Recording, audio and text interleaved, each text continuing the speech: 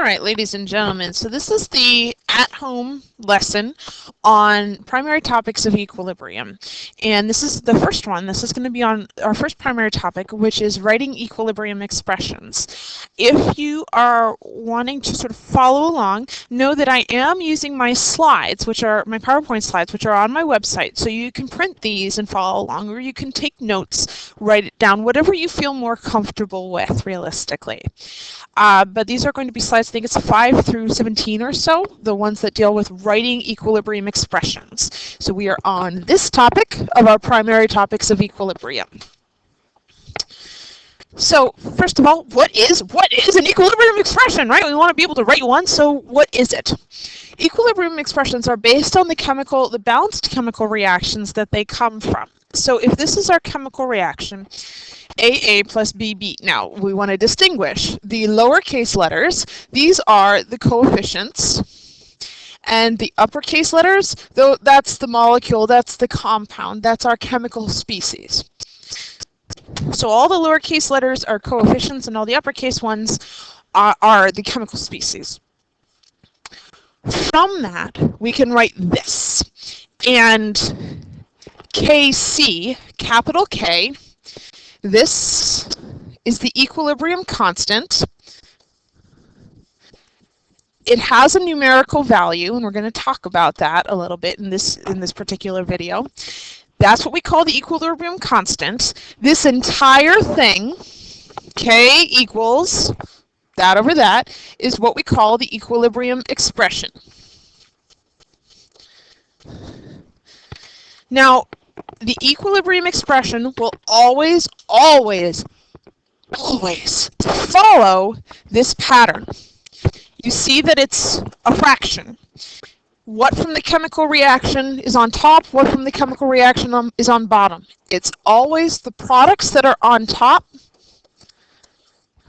divided by the reactants on the bottom. Hopefully you see as well, looking at how the equilibrium expression relates to the balanced chemical equation. You'll notice all of our coefficients, they became exponents. And the square brackets, we are talking about molarity.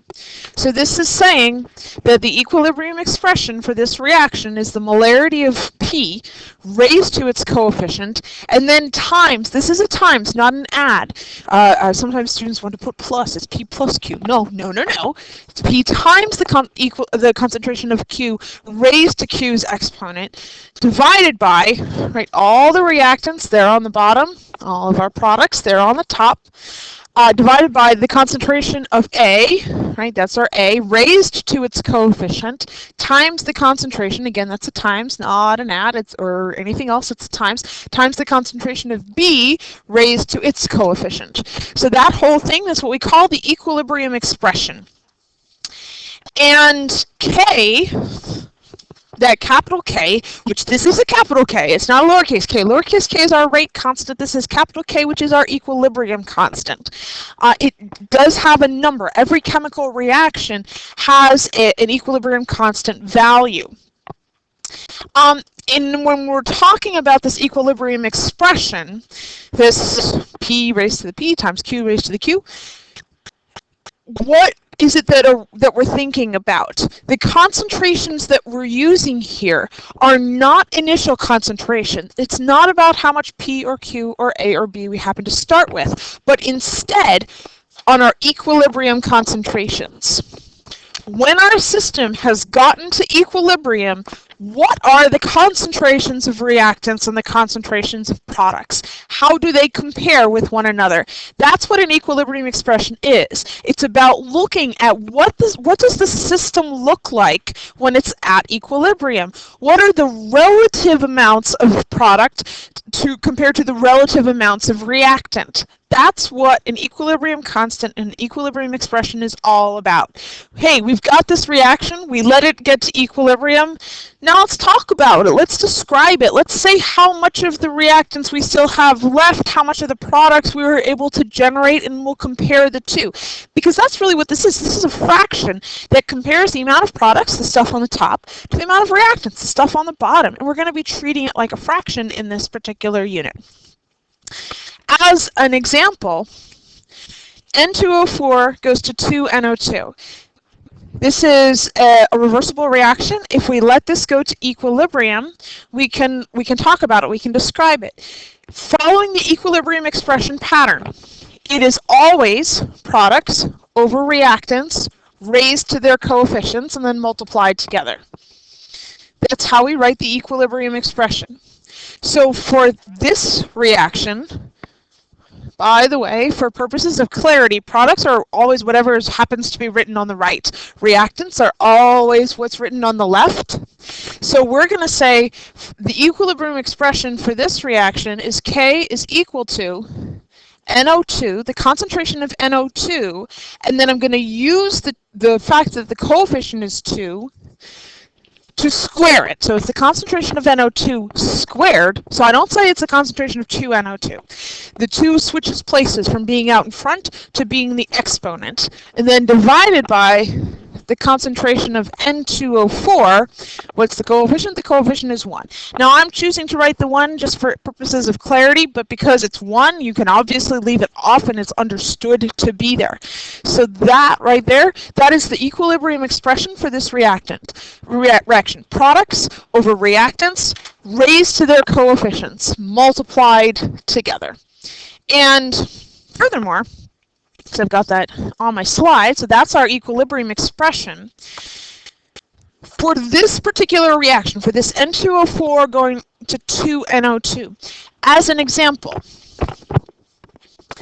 the Kc value for this reaction is always this number, 0.211. Now, that's just for this reaction. I'm not saying that that's what K is always going to be, no matter what reaction we look at. But to show you, when we're at 100 degrees Celsius, no matter how much N2O4 you start your reaction with, or how much NO2 you start your reaction with, or what combination of N2O4 and NO2 you start your reaction with, when it gets to equilibrium, this ratio right here of the concentration of the nitrogen dioxide squared divided by the concentration of the N2O4 raised to the first will always be 0.211. That's what equilibrium is saying. It's saying that these reactions will react in a predictable way, no matter how they begin, so that they will always get to the same relative ratios when they are at equilibrium. The C, by the way, in Kc, in case you were wondering, because this is going to come up later, the C here stands for concentration. Concentration! This shouldn't be a big surprise because, oh look, we've got molarities. The square brackets are indicating molarities. So this is saying that we are looking at the concentration of NO2 squared divided by the concentration of N2O4. Now, before we go much further, and this is a point that I'm going to touch on again and again and again throughout this unit, if you look at this particular Kc value, which is specific only to that chemical reaction right there, right? Different reactions will have different K values. You'll notice that this number is less than 1. It's less than 1. It is based on a fraction. Think about that. Which part of this fraction, the numerator, meaning our products, or the denominator, meaning our reactants, would have to be larger to get a number, when you divide them, that is less than 1? Hopefully, you feel pretty confident saying that, oh, reactants have to be larger in order to wind up with a fraction that gives us a value that is less than 1. Which means for this particular chemical reaction, when it reaches equilibrium, in order to get that ratio that's always 0.211, always the products on the top, the reactants on the bottom, it means that we're always going to wind up with more N2O4 and less 2NO2.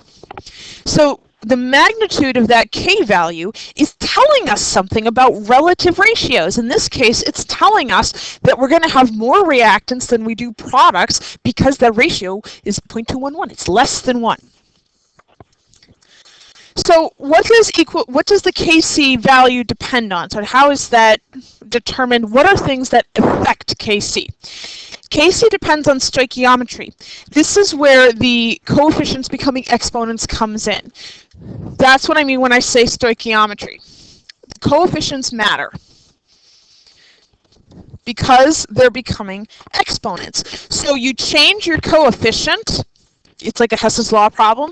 If you change your coefficient, you've just changed the exponent of the thing that's going into your equilibrium expression. Of course that's going to have an effect on the ultimate Kc value that you can calculate, which is things that we're going to be doing in this unit.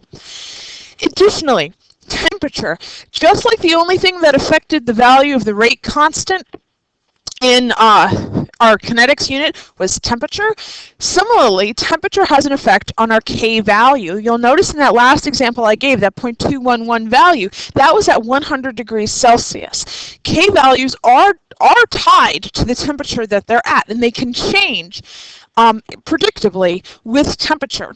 But unlike the rate constant, which we said always increased with increasing temperature, it's not necessarily an increase or decrease. There are additional things that you have to think about in order to think, well, is this particular K value going to go up or go down when we change temperature? And that's one of our later discussions that we're going to get to. So we are going to address that, just not quite yet, as to how temperature plays a part. There's a whole bunch of other stuff that we got to talk about first. But know that it depends on stoichiometry and temperature. What doesn't Kc depend on? What does Kc not at all care about? Kinetics, reaction mechanism. We do not care how the reaction got to equilibrium. We do not care how long it took to get to equilibrium. We do not care about the rate at which it got to equilibrium. We simply care that it is at equilibrium. Hey, this system reached equilibrium. Took 5,000 years to get there.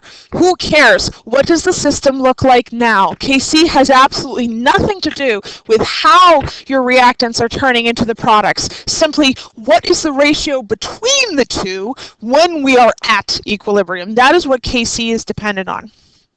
Additionally, K values have no units. They have no units because they are ratios.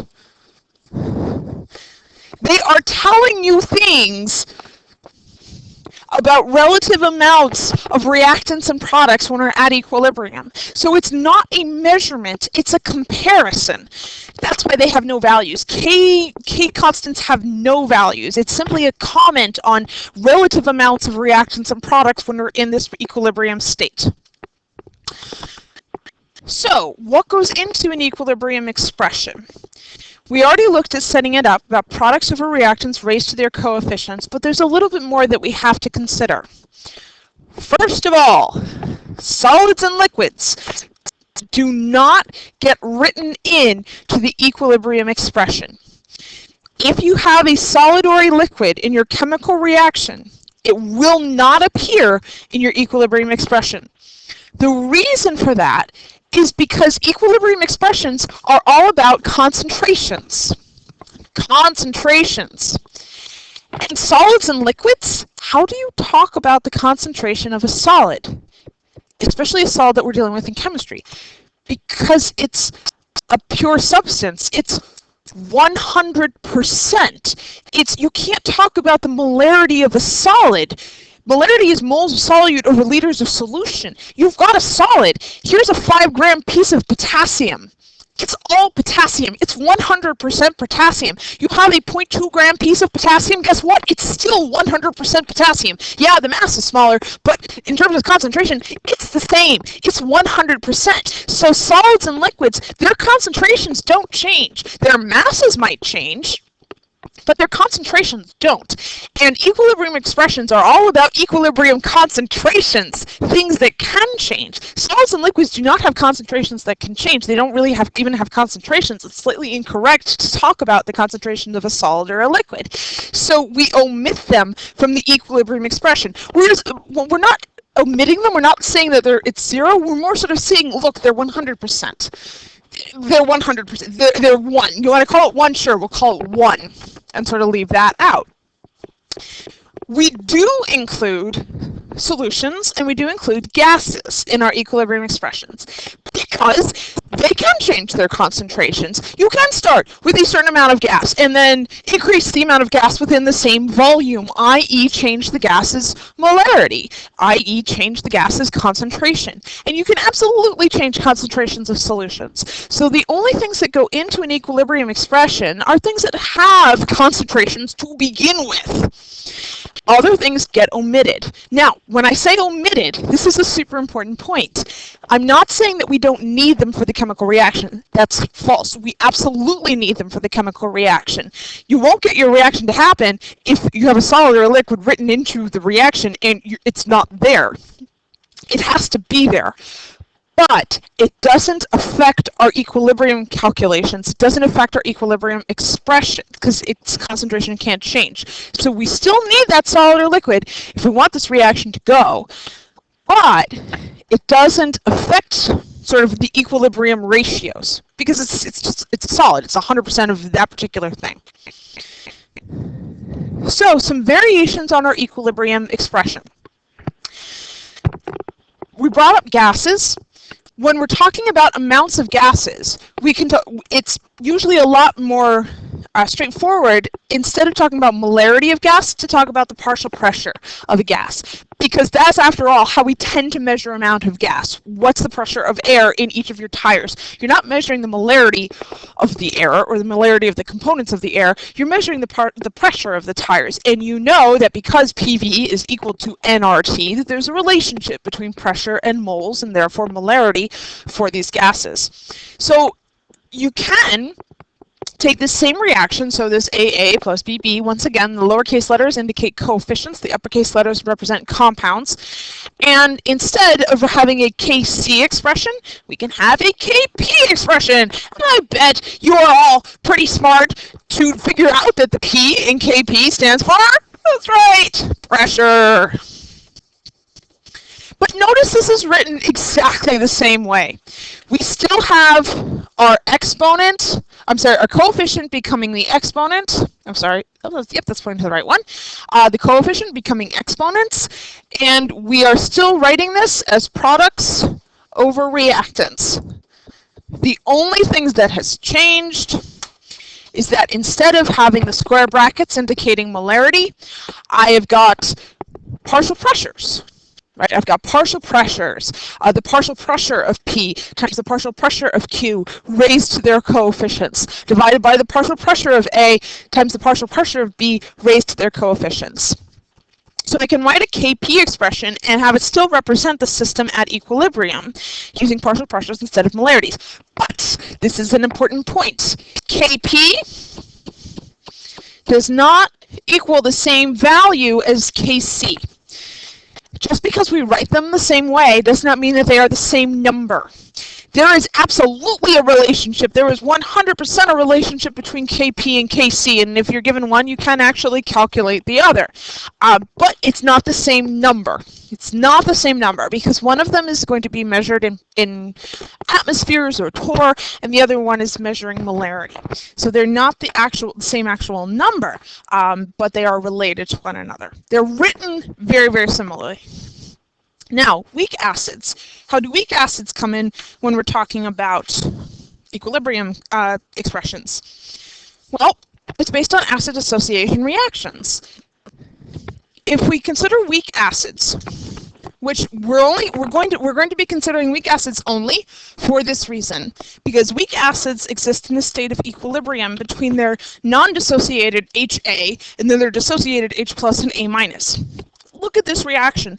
This is the exact same acid dissociation reaction that we've been writing. So this is a reaction that you know.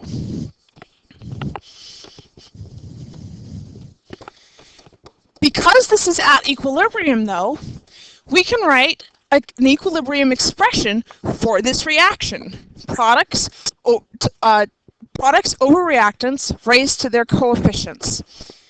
So using this particular reaction as an example, I can do the products, concentration of the products, that's H plus raised to its coefficient is 1, times the other product, which is A minus, raised to its coefficient is 1, divided by the reactants. What are the reactants? Well, that's HA. Raised to its coefficient is 1. And that is equal to capital K, and then we use a little lowercase a. And I bet if you're paying attention that you've probably figured out that that little lowercase a probably means acid. Absolutely. We can write equilibrium expressions for acid dissociation reactions the exact same way that we write equilibrium expressions for anything else. Ka is equal to H plus times A minus over HA. Ka, we specifically call those things acid dissociation constants rather than equilibrium constants. It's basically just meaning it's the equilibrium constant for an acid dissociation reaction. And a point here, the larger the Ka value, the stronger the acid. And because these are equilibrium reactions, we're talking about what is the ratio between products and reactants. The more H plus we get from an acid, the stronger the acid. Well, how do you get a larger Ka value? You have more in your numerator than you do your denominator. The more H plus you have, the larger the concentration of H plus, the larger the Ka value would become. The greater the ratio between H plus and A minus, and then simply the reactants HA. Ka values that are significantly greater than 1, those are our strong acids. Those are our things that completely dissociate. Ka values that are less than 1, those are our weak acids. And we're going to see there's going to be a huge range with our weak acids in terms of these Ka values. Some of them are going to be relatively large. Some of them are going to be absolutely tiny. But Ka values are kind of ways to talk about, just how much of my acid is ionized. Similar to percent ionization. This is about a ratio. How much of it is H plus and A minus, how much of it is HA. There's just no multiplying times 100. Weak bases. Very similarly, this is our base dissociation reaction, right? Our base plus water, we have to have that water. You have to have that water there. It's crucial, right? You have to have something that the base can take the proton from. Turns into our Hb plus OH minus. Weak bases, the reason we're talking about weak bases here, we do have this equilibrium going on. This is incomplete. Our base does not totally steal the hydrogen away from the water. The reaction goes backwards as well. We can write an equilibrium expression for this, though, because equilibrium expressions always follow the pattern of products over reactants raised to their coefficients. So what are the products here? We've got Hb plus, concentration of Hb plus raised to its coefficient. Coefficient is 1, times the concentration of OH minus, raised to its coefficient. Coefficient is 1, divided by reactants. What are the reactants? Well, we've got a concentration of B, raised to the first, and then we stop. And then we're done. And at home, maybe you're thinking, this is Julian, you forgot the water. She's so silly. I'm so good at this. Products over reactions raised to their coefficients. Water is a liquid. We do not include liquids into equilibrium expressions because liquids have concentrations that are not, that basically are irrelevant. We don't talk about concentrations of liquids. They're 100%. We're only interested in things that can change. This is aqueous, so we include it. This is aqueous, so we include it. This is aqueous, we include it. Liquids, bad. No liquids. No, water is not going to be in your base dissociation expression. It won't be there. We eliminate it. Its concentration cannot change. It's 100% of the same thing. So this is our Kb expression, where guess what? The B stands for base. Duh. So Kb, we call that the base dissociation constant. And just like Ka, the larger the value for Kb for a particular weak base, the stronger the base. Because it means that more of the base is capable of holding on to that proton that it took away from the water. One last type of equilibrium expression, and it has to do with solubility. Remember those salts like way back in the beginning of the year when I said memorize certain solubility rules like nitrate is always soluble, acetate is always soluble, carbonate is generally insoluble. Remember those insoluble salts? Well, see, when I told you they didn't dissolve, I probably caged it and said something like they didn't dissolve well or they didn't dissolve a lot. Because here's the thing, there's no such thing as something that doesn't dissolve at all. Everything dissolves a little. And solubility products are ways to talk about how much those things that don't dissolve well, just how much of them do dissolve. So when we're dealing with insoluble salts, we can write an equilibrium reaction for the salt dissolving, but having it going in reverse, meaning it doesn't dissolve well. It only dissolves a little. So like all these insoluble salts, all like the carbonates,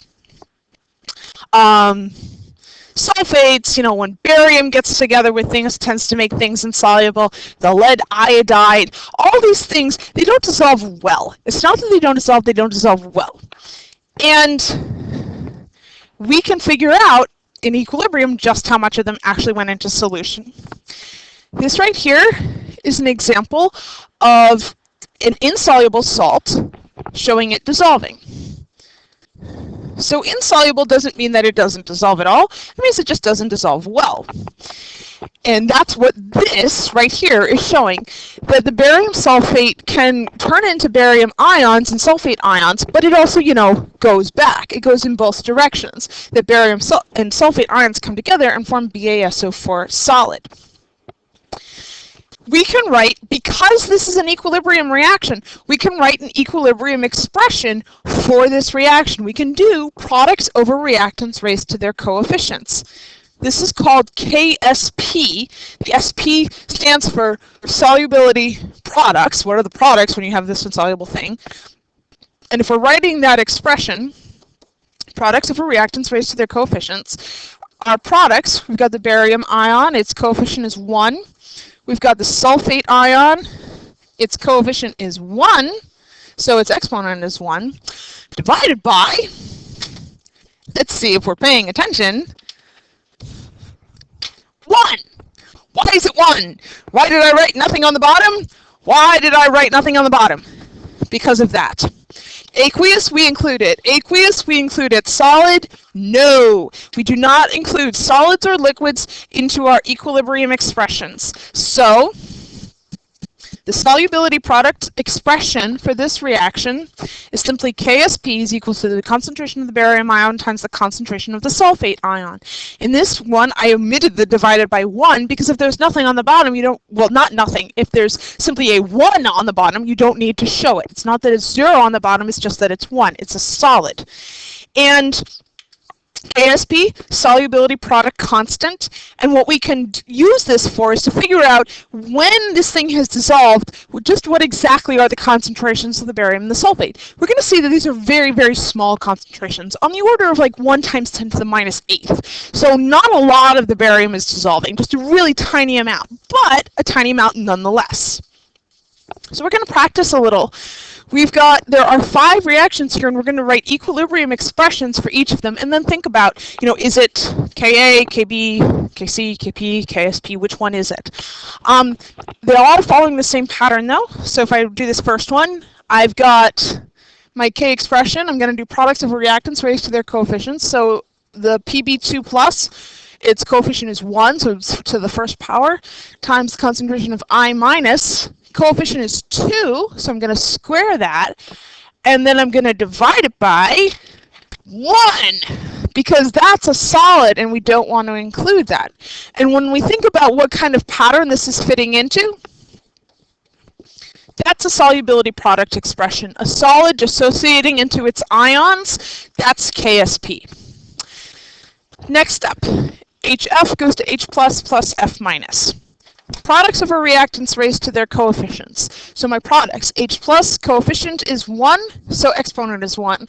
Products, F minus, raised to their coefficients, coefficient is 1, so the exponent is 1. Divided by concentration of the reactants, that's HF. They're all aqueous, so I can include all of them. In terms of what equilibrium constant this is, we're looking at this reaction. This is an acid dissociation reaction.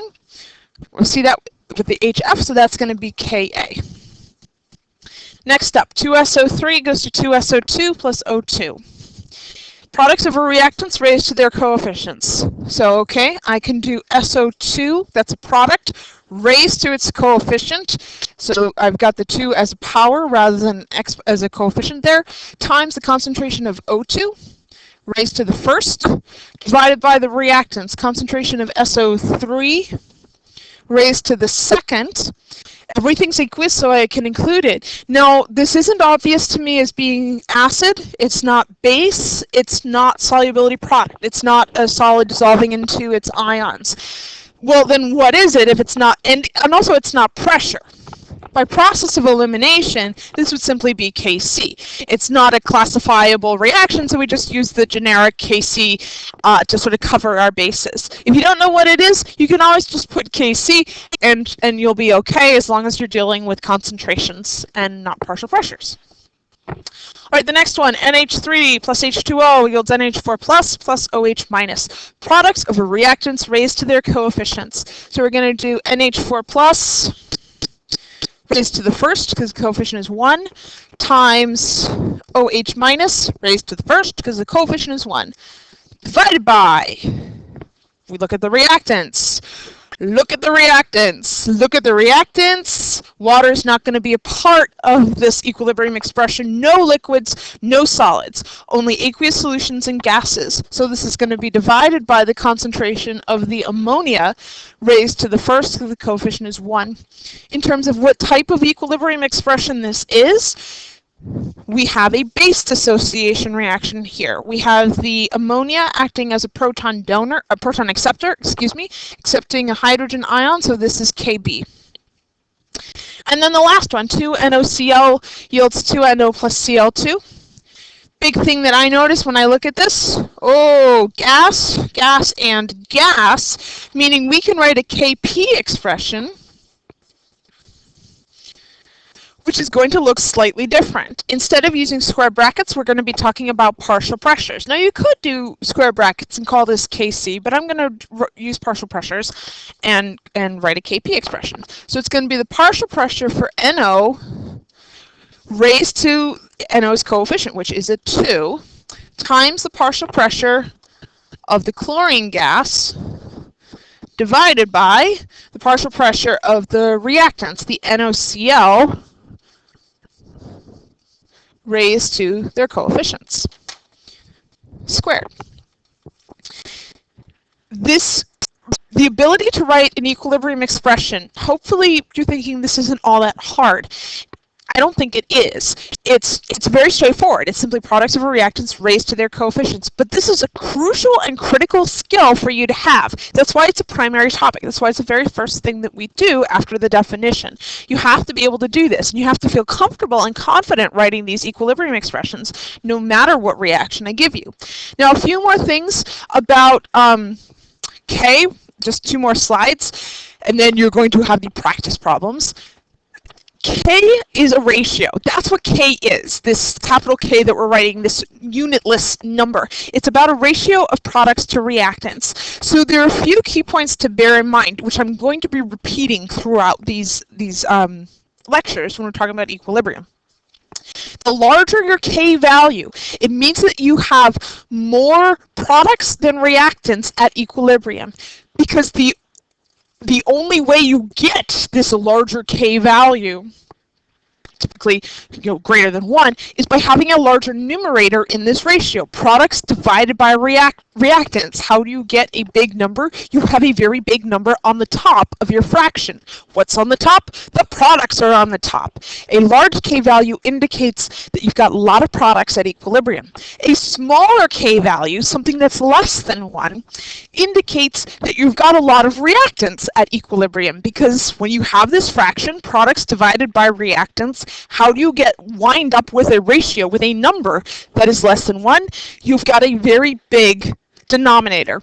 Think about 1 divided by 1,000. Well, that's going to give you a number. When you do that math, you get a number that's less than 1. Numerator is small, denominator is very large. A small K value indicates that you have a lot of reactants at equilibrium. some terms that we use to talk about this. If we have that really big K value, the one that's much greater than 1, we use the term that the products dominate at equilibrium, meaning that's mostly what we have.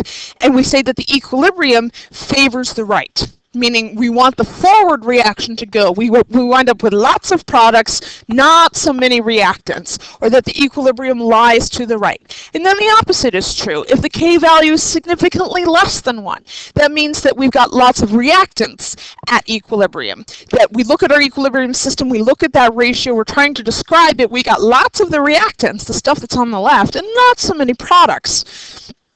So we have this number, this ratio of, that's less than 1.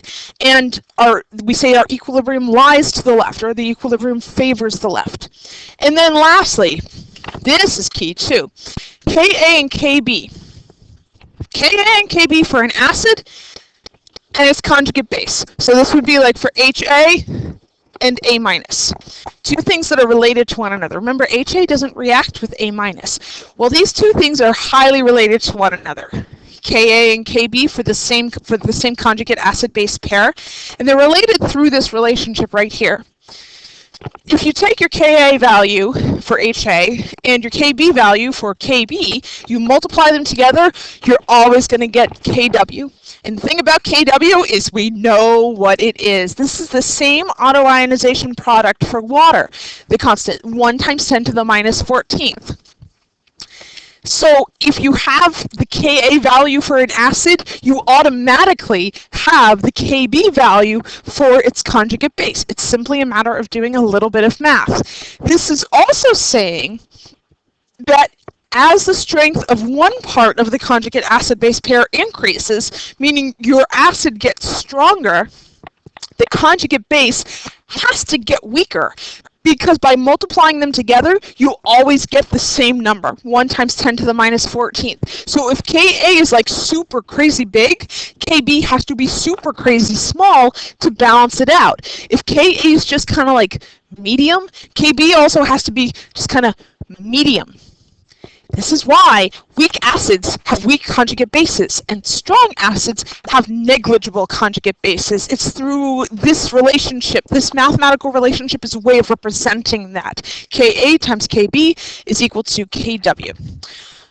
All right, so that is the initial talk on our first primary topic of equilibrium. When you come back to class, you'll be doing practice problems. So you're going to be writing equilibrium expressions, writing KSP dissociation reactions. That's what we're going to be focusing on in class.